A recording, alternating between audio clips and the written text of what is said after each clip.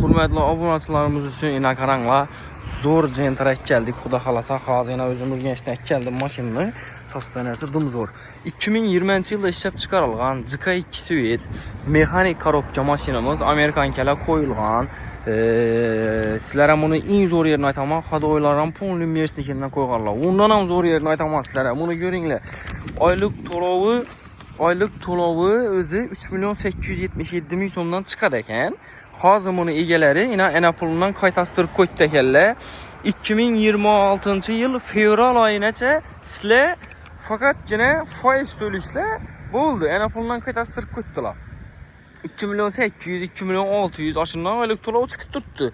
Bir yıl paştı, bir yıl 2.600.000 somdan tölisle. Zor nerse uspet etikas gerek. Xullas maşina 15 milyon son pul verseniz de buldu eldinde. 15 milyon veresinden kreditini devam ettirip veresi. İgesi iş açlı. Garanti xuda xalasa tölep boğalarınızdan ki adlarınızı ötüredi. Her notarislaşıp, yaplaşıp kreditini devam ettirip bemola heydi veresi. Maşin lekin satsanesiz oyuna salon kısmından göstermem bir katar görün. Yine çikolları bu. Çikolları, polikleri, metalları bu. Kondisionerleri işçiydi. Maytafonları bu. Satsanesiz çok ki maşin. Kraskesine gelsek bir tane iş kredinde petno var eken. Kiçikkine petnosu var eken buldu. Başka bir zor. Sroşnu spediyat tutup alıp xarid qila verəsizlər. Məzni bərəkatı da kütəmiz, pəslə nomer qaldıramam, bemalal bağlana verəsizlər.